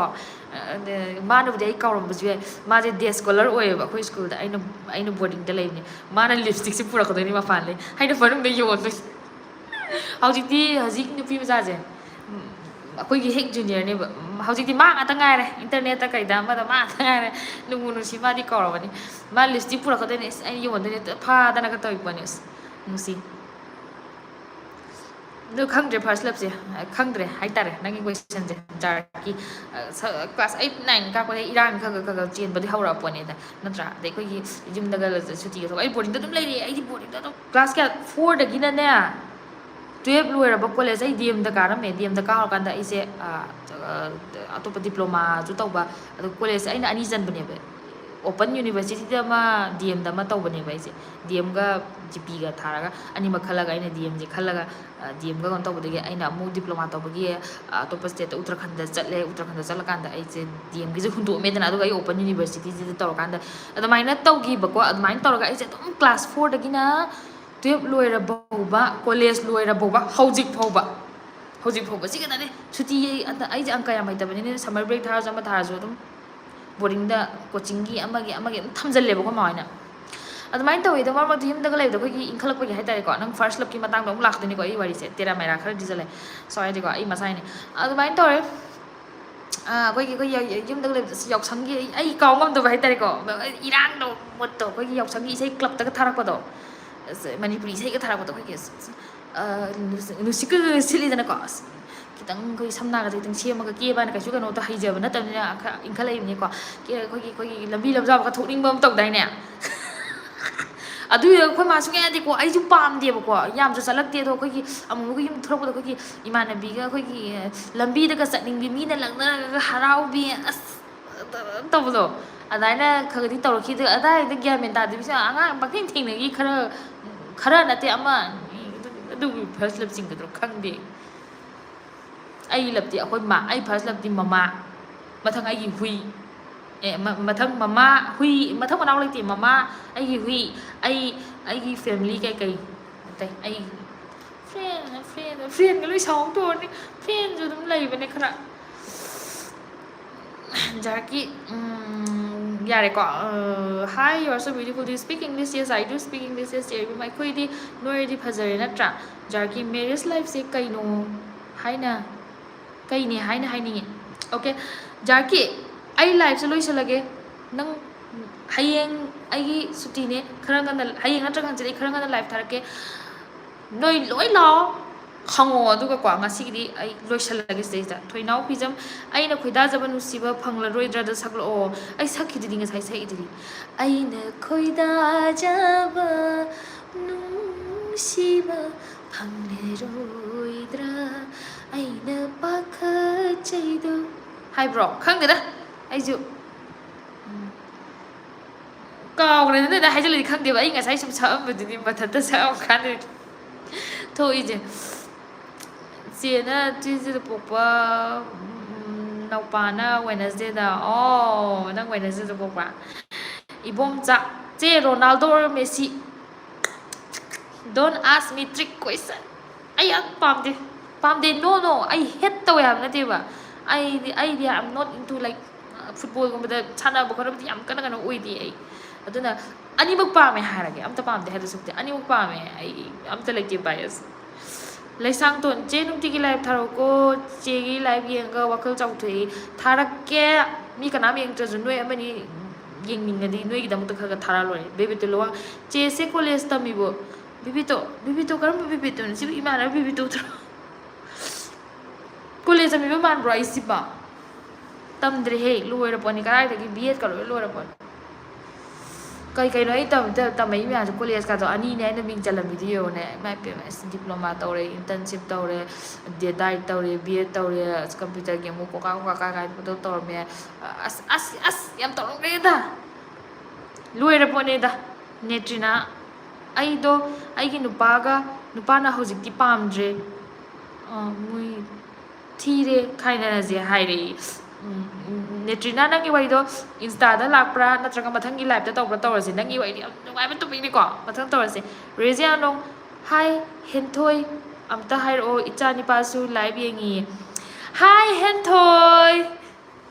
ꯔꯦꯖꯤꯌꯥꯅꯣꯡ ꯅꯪꯒꯤ ꯀꯃꯦꯟꯁꯦ ꯉꯁꯥꯏꯅ ꯄꯤꯔꯝꯃꯅꯤ ꯑꯩꯅ ꯄꯦꯄꯦ ꯉꯥꯏꯉꯥꯏꯗ ꯎꯔꯝꯃꯔꯣꯏ ꯁꯥꯎꯒꯅꯨꯀꯣ ꯀꯩꯅꯣ ꯏꯆꯥꯅꯨꯄꯥ ꯍꯦꯟꯊꯣꯏꯁꯤ ꯏꯆꯥꯅꯨꯄꯥꯔꯣ ꯀꯩꯅꯣ ꯍꯧꯖꯤꯛ ꯐꯥꯎꯕ 11 ꯃꯈꯥꯏ ꯇꯥꯔꯦ ꯇꯨꯝꯍꯟꯗ꯭ꯔꯤꯁꯤꯕꯨ ꯀꯔꯤꯒꯤꯅꯣ Are you a good mother or a bad mother? ꯖꯥꯔꯀꯤ ꯆꯦꯁꯦ ꯑꯩꯅ ꯌꯥꯝ ꯉꯥꯎꯔꯛꯑꯦ ꯕꯤగ్ ꯐꯦꯟꯅꯦ ꯊꯦꯡꯛ ꯌꯨ ꯁꯣ ꯃꯆ ꯉꯥꯎꯔꯛꯑꯦ ꯍꯥꯏꯁꯦ ꯅꯪ ꯑꯩꯅ ꯍꯧꯔꯛꯄ ꯊꯥꯏꯅ ꯉꯥꯎꯔꯝꯕꯩ ꯋꯥꯔꯣ ꯍꯧꯖꯤꯛꯇꯤ ꯉꯥꯎꯗ꯭ꯔꯕꯣꯕ ꯍꯨꯠꯇ ꯑꯗꯨꯗꯤ ꯌꯥꯔꯣꯏ ꯑꯗꯨꯗꯤ ꯌꯥꯔꯣꯏ ꯑꯩ ꯉꯥꯎꯔꯝꯃꯒ ꯍꯟꯈꯤꯕꯗꯤ ꯌꯥꯔꯣꯏ ꯍꯜꯂꯣꯏ ꯐꯥꯏ ꯇꯧꯅꯤ okay whatever you look like George T.H. ꯑꯗꯨꯒ ꯆꯥꯗꯕ ꯉꯥꯛꯀꯅꯨ ꯁꯤꯗꯩꯁꯤꯗ ꯈꯪꯉꯕ ꯆꯠꯈꯣ ꯆꯠꯂꯣ ꯂꯋꯥꯏ ꯃꯆꯥ ꯄꯤꯇꯔ ꯁꯤꯡ ꯂꯥꯏꯁ꯭ꯔꯝ ꯁꯤꯁꯇꯔꯁꯀꯤ ꯊꯥꯒꯠꯄꯤꯔꯛꯑꯣ ꯉꯥꯏꯕꯗ ꯋꯥꯔꯦ ꯀꯣꯟꯅ ꯊꯥꯒꯠꯂꯒꯦꯀꯣ ꯑꯦꯁ ꯏꯕꯝ ꯄꯩꯁꯥꯒꯤꯗꯤ ꯄꯣꯊꯥꯗꯕꯤꯗꯤ ꯇꯥꯜꯂꯤꯁꯦ ꯍꯧꯖꯤꯛꯁꯨ ꯊꯕꯛ ꯍꯜꯂꯛꯏꯌꯦ ꯒꯨꯗ ꯑꯗꯨꯕꯨ ꯌꯥꯝ ꯑꯣꯚꯔ ꯑꯦꯛꯖꯣꯁꯟ ꯇꯧꯒꯅꯣ ꯑꯩ ꯍꯥꯏꯁꯤꯅꯤꯀோ ꯃꯟꯕꯁꯦ ꯑꯝꯇ ꯐꯠꯇꯦ ꯃꯟꯕ ꯍꯥꯏꯁꯦ ꯑꯝꯇ ꯐꯠꯇꯦ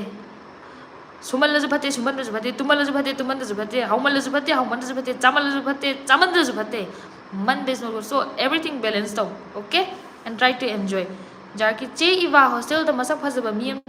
ama yawbane. Jarki iwa hostel da masak phajaba mi ama yawbane haije nang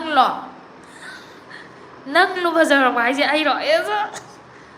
phajaba mi yawi kaino ngai ko kai chakke 오케이 깔짝 그렇게 제세 숲다 ngausanarako mine aduga akhoi khungausanajidi tongalena punsini kaino matang-matangini haiba adu mu halluba yadre natra aduduna hojik experience ne haita lesson ne ngausanaba ji ngausanagadabi kaino but to which extent karai bo natra kayam ka ngausanagani nang kaida nang ibada haidi IBA da tamakbraba imphal bidi tamakbra nang ai khangbraba hala Nitesh Dhami which language is it this is Manipuri toinau nupi di noira phajadradi kaino yang kanglaga sekpi malani aduni natra ogi traditional ꯁꯦꯠꯂꯒꯁꯨ ꯑꯩꯈꯣꯏꯒꯤ ꯈꯔ ꯇꯦꯠ ꯇꯦꯠ ꯅꯞꯄ ꯍꯥꯏꯕ ꯑꯃꯁꯨ ꯆꯪꯉꯤ ꯑꯩꯈꯣꯏꯒꯤ ꯀꯣꯞꯃꯜꯂꯁꯨ ꯅꯠꯇ꯭ꯔꯥ ꯌꯥꯝ ꯀꯣꯞꯃꯜꯂꯁꯨ ꯌꯥꯒ ꯂꯣꯏ ꯆꯥꯎꯊꯣꯔꯛꯑꯒ ꯐꯖꯗꯦꯗ ꯑꯩ ꯅꯣꯏꯅ ꯍꯥꯏꯕꯩ ꯋꯥꯗꯤ ꯅꯠꯇꯕꯀꯣ ꯑꯩ ꯅꯣꯏꯅ ꯍꯥꯏꯕꯩ ꯋꯥ ꯑꯣꯏꯔꯝꯕꯁꯨ ꯌꯥꯏꯀꯣ ꯑꯩ ꯆꯠꯂꯒꯦ ꯀꯩ ꯊꯕꯛ ꯇꯧꯒꯦ ꯑꯩ ꯀꯝꯄꯅꯤꯗ ꯊꯕꯛ ꯃꯆꯥ ꯑꯃ ꯇꯧꯖꯕꯅꯤ ꯖꯦꯛꯁꯟ ꯊꯥꯡꯖꯝ ꯃꯆꯤꯟ ꯃꯅꯥꯎ ꯄ꯭ꯔꯦꯡ ꯑꯝꯇ ꯇꯧꯔꯛꯑꯣ ꯃꯆꯤꯟ ꯃꯅꯥꯎ ꯊꯤꯔꯛꯈꯤꯒꯦꯀꯣ ꯔꯦꯖꯤꯌꯥ ꯅꯣꯡ ꯃꯥ ꯀꯟꯅ ꯍꯔꯥꯎꯔꯤ ꯃꯤꯡ ꯀꯧꯔꯛꯄꯒꯤ ꯃꯁꯥ ꯉꯝꯗꯗꯅ ꯂꯩꯕꯅꯤ ꯇꯨꯝꯃꯨ ꯌꯥꯗ꯭ꯔꯦꯅ ꯑꯐꯕꯤꯅꯤ ꯑꯣꯏꯔꯤꯁꯦ ꯕꯦꯁ ꯃꯥꯗꯔꯅꯦ ꯅꯪ ꯕꯦꯁ ꯃꯥꯗꯔ ꯑꯩꯒꯤ ꯀꯩꯅꯣ ꯚꯤꯗꯤꯑꯣ ꯌꯦꯡꯕ ꯃꯥꯗꯔꯗꯤ ꯕꯦꯁ ꯃꯥꯗꯔ ꯉꯥꯛꯇꯅꯤ ꯀꯩꯗꯧꯔꯒꯦ ꯍꯦꯟꯊꯣꯏ ꯇꯨꯝꯃꯨꯍꯦ ꯊꯦꯡꯉꯦ ꯑꯉꯥꯡ ꯇꯨꯝꯗꯕ ꯌꯥꯗꯦꯀꯣ ꯋꯥꯡꯕ ꯍꯦꯟꯖꯔꯣꯏ ꯅꯪ ꯅꯃꯥ ꯑꯉꯥꯡꯁꯤ ꯅꯃꯥ ꯑꯉꯥꯎꯕꯤ ꯑꯉꯥꯡ ꯇꯥꯎꯅꯨ ꯇꯨꯝꯃꯨ ꯑꯗꯨꯒ ꯂꯥꯏꯔꯤꯛꯁꯨ ꯄꯥꯎ ꯑꯕꯦꯝꯃ ꯉꯣꯝ ꯊꯦꯡꯉꯦ ꯑꯗꯨꯅꯦ ꯊꯦꯡꯉꯦ ꯐꯥꯒꯤ ꯇꯧꯕꯅꯤꯀꯣ ꯔꯦꯖꯤꯌꯥ ꯕꯦꯁ ꯃꯥꯗꯔ ꯑꯣꯏꯒꯗꯕꯅꯤ ꯆꯤꯜ ꯃꯥꯗꯔ ꯑꯣꯏꯒꯗꯕꯅꯤ ꯌꯥꯝ ꯊꯤ ꯀꯨꯜ ꯑꯣꯏꯕ ꯃꯥꯗꯔꯁꯨ ꯑꯣꯏꯒꯗꯕꯅꯤ ꯑꯩꯒꯤ ꯅꯪ ꯅꯆꯥꯅꯨꯄꯥ ꯍꯥꯏꯈꯤꯕ꯭ꯔꯣ ꯅꯆꯥꯅꯨꯄꯤ ꯍꯥꯏꯈꯤꯕ꯭ꯔꯣ ꯉꯁꯥꯏ ꯅꯆꯥꯅꯨꯄꯥ ꯍꯥꯏꯕ ꯃꯥꯜꯂꯦꯀꯣ if I'm not wrong ꯅꯪ ꯌꯦꯡꯉꯣ ꯀꯩꯅꯣꯒꯤ ꯃꯃꯥ ꯑꯃ ꯑꯣꯏꯅ ꯃꯆꯥꯅꯨꯄꯥ ꯂꯩꯕ ꯃꯃꯥ ꯑꯃ ꯑꯣꯏꯅ ꯅꯪꯒꯤ ꯅꯆꯥꯅꯨꯄꯥꯗꯣ ꯕꯤ ꯗ ꯂꯥꯏꯛ ꯆꯦꯟꯖ ꯑꯣꯏꯔꯣꯕ ꯍꯥꯏꯗꯤ ꯑꯩꯈꯣꯏ ꯃꯃꯥꯡꯒꯤꯁꯦ ꯑꯩ ꯋꯥꯔꯤꯁꯦ ꯑꯃꯨꯛ ꯂꯥꯛꯀꯗꯧꯔꯦ ꯑꯩꯈꯣꯏ ꯏꯃꯥ ꯍꯣꯏꯁꯤꯗ ꯂꯣꯏꯔꯗꯕꯅꯦꯕ ꯍꯥꯏꯗꯤ ꯃꯣꯏꯒꯤ ꯖꯦꯅꯦꯔꯦꯁꯟꯁꯦ ꯀꯩ ꯍꯥꯏꯅꯤ ꯂꯣꯏꯔꯗꯕꯅꯦ ꯃꯤꯟꯁ ꯂꯥꯏꯛ ꯑꯩꯈꯣꯏꯒꯤ ꯀꯩꯅꯣ ꯃꯤꯝꯁꯀ ꯃꯌꯥꯝ ꯊꯣꯛꯏꯗꯅ ꯐꯣꯟ ꯄꯥꯏꯕ ꯍꯩꯔꯣꯏꯗꯕ ꯐꯦꯁꯕꯨꯛ ꯄꯥꯏꯕ ꯍꯩꯔꯣꯏꯗꯕ ꯖꯦꯅꯦꯔꯦꯁꯟꯁꯦ ꯑꯩꯈꯣꯏ ꯃꯥ ꯍꯣꯏꯒꯤꯁꯤꯅ ꯂꯣꯏꯔꯗꯕꯅꯤꯀꯣ ꯀꯥꯏꯅꯒ ꯍꯥꯏꯔꯒꯅ ꯖꯦꯟꯖꯤꯁ ꯑꯩꯈꯣꯏꯅ ꯍꯥꯏꯗꯤ ꯏꯚꯟ ꯃꯤꯂꯤꯅꯤꯌꯜꯁ ꯐꯥꯎ ꯍꯧꯖꯤꯛ ꯃꯥꯗꯔ ꯑꯣꯏꯔꯤꯕꯁꯤꯡ ꯑꯦꯟ ꯗꯦꯟ ꯂꯥꯛꯏꯕ ꯖꯦꯟꯖꯤꯁ ꯃꯌꯥꯝꯁꯤꯅ ꯃꯃꯥ ꯑꯣꯏꯔꯛꯑꯀꯥꯟꯗꯀꯣ ꯁꯣꯁꯥꯏꯇꯤꯁꯦ ꯆꯦꯟꯖ ꯄꯨꯔꯛꯄ ꯉꯝꯅꯕ ꯍꯣꯠꯅꯁꯦꯕ ꯈꯪꯕ꯭ꯔꯥ ꯍꯥꯏꯗꯤ ꯏꯆꯥꯅꯨꯄꯥ ꯔꯦꯁ ꯇꯧꯕ ꯃꯇꯝꯗ ꯑꯩꯒꯤ ꯏꯆꯥꯅꯨꯄꯥꯗꯨꯅ ꯍꯌꯦꯡ ꯑꯩꯒꯤ ꯏꯃꯧꯗ ꯅꯨꯡꯁꯤꯅ ꯂꯨꯅ ꯇꯧꯕꯗꯨ ꯎꯔꯀꯥꯟꯗ ꯋꯥꯎ I did a great job as a mother ꯃꯃꯥ ꯑꯃ ꯑꯣꯏꯅ ꯋꯥꯎ ꯑꯩ ꯃꯥꯏ ꯄꯥꯛꯑꯦ ꯏꯆꯥꯁꯦ ꯑꯩꯅ ꯆꯨꯝꯅ ꯅꯤꯌꯣꯝ ꯆꯨꯝꯅ ꯌꯣꯛꯂꯛꯑꯦ ꯅꯪꯅ ꯆꯥꯛ ꯀꯩꯀꯩ ꯊꯣꯡꯕ ꯈꯣꯠꯄꯗꯅ ꯃꯃꯥ ꯅꯥꯀꯟꯗ ꯁꯨꯝ ꯐꯝꯃꯒ ꯐꯣꯟ ꯌꯦꯡ ꯂꯩꯒꯅꯣꯕ ꯃꯥꯅ ꯍꯩꯒꯗꯧꯕ ꯍꯋꯥꯏ ꯊꯔꯥꯛ ꯆꯦꯛꯍꯧꯂꯛꯎ ꯋꯥꯔꯤꯕꯨꯕ ꯁꯤ ꯀꯣꯟꯁꯦ ꯄꯨꯔꯛꯎ ꯑꯉꯥꯡꯗ ꯁꯤꯖꯤꯟꯅꯧ ꯍꯥꯏꯕ ꯅꯠꯇꯕ ꯇꯧꯍꯜꯂꯣꯕ ꯀꯩꯒꯤꯅꯣ ꯎꯍꯜꯂꯣꯕ ꯅꯪꯒꯤ ꯄꯥꯔꯠꯅꯔꯗꯨꯁꯨ ꯍꯥꯏꯗꯤ ꯅꯪꯒꯤ ꯅꯨꯄꯥꯗꯨꯁꯨ ꯇꯧꯃꯤꯟꯅꯕ ꯎꯍꯜꯂꯣꯕ ꯕꯤꯀꯣꯁ ꯀꯩꯒꯤꯅꯣ ꯍꯥꯏꯀꯥꯟꯗ ꯁꯤꯒꯤ ꯄꯣꯠꯁꯤꯗꯤ ꯖꯦꯟꯗꯔ ꯔꯣꯜ ꯍꯥꯏꯕ ꯂꯩꯇꯦ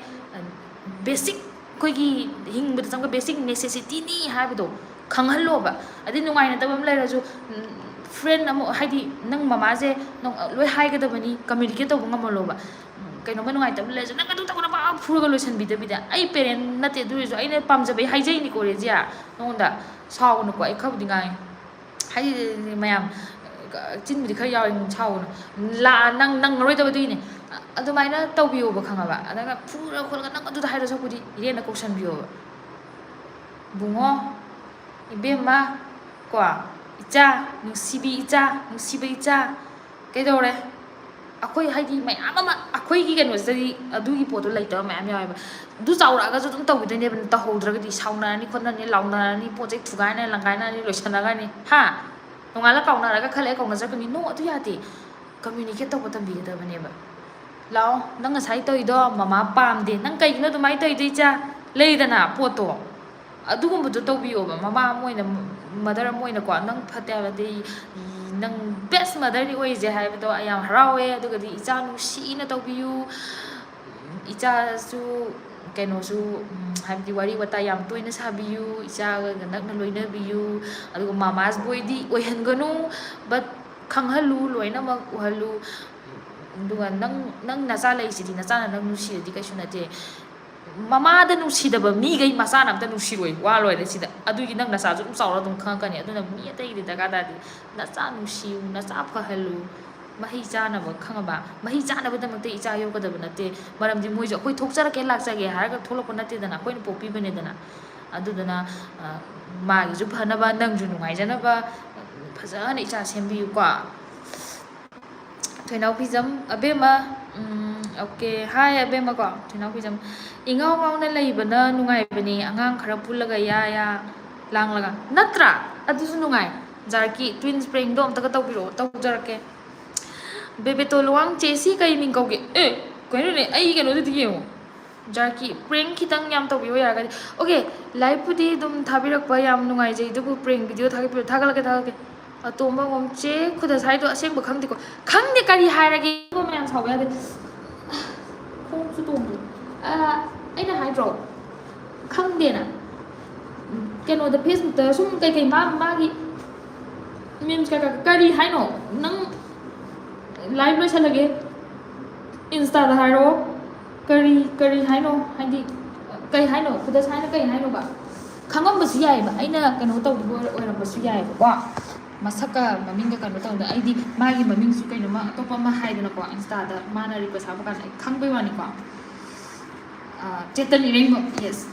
ꯃꯃꯤꯡ ꯂꯣꯏ ꯄꯪꯈ꯭ꯔꯦꯁꯦ ꯏꯠꯁ ꯑꯣꯀꯦ ꯅꯣ ꯄ꯭ꯔꯣꯕ꯭ꯂꯦꯝ ꯑꯗꯣ ꯈꯪꯗꯤꯌꯦ ꯈꯪꯉꯝꯕꯁꯨ ꯌꯥꯏꯌꯦ ꯑꯩꯅꯗꯤ ꯃꯥꯅ ꯈꯪꯉꯝꯕꯁꯨ ꯌꯥꯏꯌꯦ ꯀꯔꯤ ꯍꯥꯏꯅꯣ ꯀꯩꯗꯧꯔꯤꯅꯣ ꯍꯥꯏꯔꯛꯑꯣ ꯍꯧꯖꯤꯛ ꯐꯥꯎꯒꯤ ꯑꯩꯒꯤ ꯂꯩꯖꯕ ꯅꯣꯂꯦꯖꯁꯤꯗꯤ ꯑꯩ ꯈꯪꯗꯦ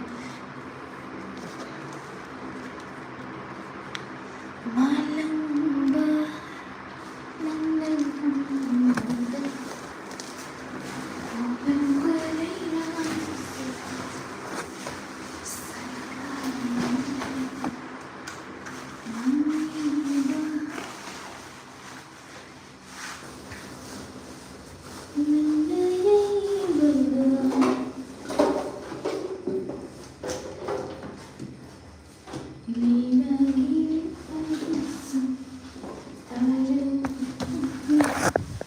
Okay guys.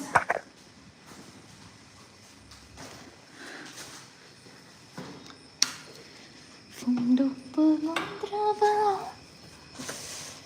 Thamoigi awase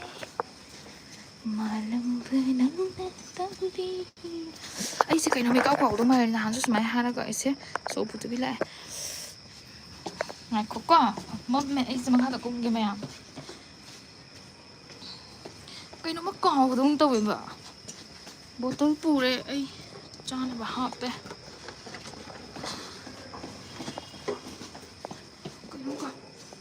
ꯀꯔꯤꯅꯣ ꯂꯝꯕꯤꯁꯤꯅ ꯕꯣꯏꯂꯔ ꯃꯆꯤꯟꯖꯥꯛ ꯃꯅꯝ ꯅꯝꯃꯤꯁꯤꯅ ꯋꯥꯠꯇ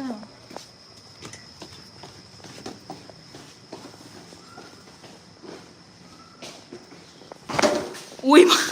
ꯆꯣꯡꯗ ꯆꯦꯇꯨꯝꯃꯨ ꯍꯌꯦꯡ ꯍꯧꯒꯠꯇꯕꯩ ꯆꯩꯖꯅꯤ ꯍꯥꯏ ꯑꯩ ꯊꯕꯛ ꯆꯠꯂꯦ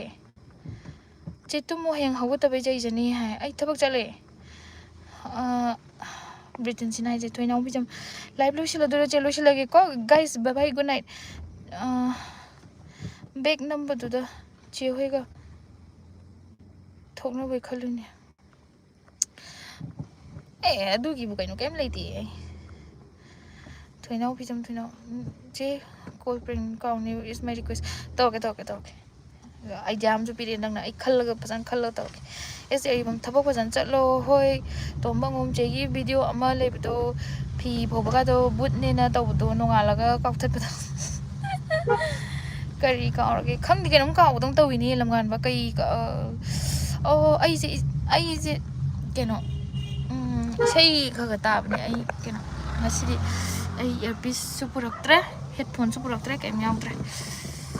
ꯃꯍꯦꯁ ꯅꯤꯉꯣꯝꯕꯝ ꯑꯗꯨ ꯀꯥꯎꯔꯝꯃꯦ ꯉꯁꯤꯗꯤ ꯇꯨꯝꯃꯕꯨꯆꯦ ꯇꯨꯝꯗ ꯑꯩ ꯊꯕꯛ ꯆꯠꯂꯦ ꯃꯍꯦꯁ ꯅꯤꯉꯣꯝꯕꯝ ꯇꯨꯝꯗꯕꯁꯦ ꯃꯤ ꯁꯤꯌꯦꯅ ꯍꯥꯏꯕꯗꯣ ꯅꯤꯡꯁꯤꯡꯉꯝꯃꯤꯁꯤꯗꯤ ꯑꯣꯀꯦ ꯒꯥꯏꯁ ꯑꯩ ꯂꯣꯏꯁꯤꯜꯂꯒꯦ ꯂꯥꯏꯐꯁꯦꯀꯣ ꯍꯌꯦꯡ ꯅꯠꯇ꯭ꯔꯒ ꯍꯪꯆꯤꯠ ꯊꯥꯔꯛꯀꯦ ꯑꯗꯨꯒ ꯚꯤꯗꯤꯑꯣ ꯊꯥꯒꯠꯅꯕꯁꯨ ꯇꯧꯔꯛꯀꯦ ꯑꯗꯨꯒ ꯂꯥꯏꯚ ꯊꯥꯕ ꯃꯇꯝꯗ ꯅꯣꯏ ꯂꯣꯏ ꯂꯥꯛꯎꯀꯣ ꯑꯟꯖꯂꯤ ꯅꯪ ꯊꯦꯡꯉꯦ ꯑꯟꯖꯂꯤ ꯔꯣꯝ ꯉꯁꯤꯗꯤ ꯊꯦꯡꯅꯔꯤꯉꯩ ꯅꯍꯥꯟꯒ ꯍꯦꯛꯇ ꯊꯦꯡꯅꯗꯅ ꯅꯪ ꯊꯦꯡꯉꯦ ꯑꯩ ꯂꯥꯏꯚ ꯀꯛꯊꯠꯇꯧꯔꯦ ꯂꯣꯏꯗꯣꯔꯦ ꯍꯌꯦꯡꯅꯦ ꯈꯔ ꯉꯟꯅ ꯊꯥꯔꯛꯄ ꯌꯥꯕ꯭ꯔꯥ ꯌꯦꯡꯒꯦꯀꯣ ꯑꯩ ꯄ꯭ꯔꯣꯃꯤꯁꯇ ꯇꯧꯕ ꯉꯝꯗꯦ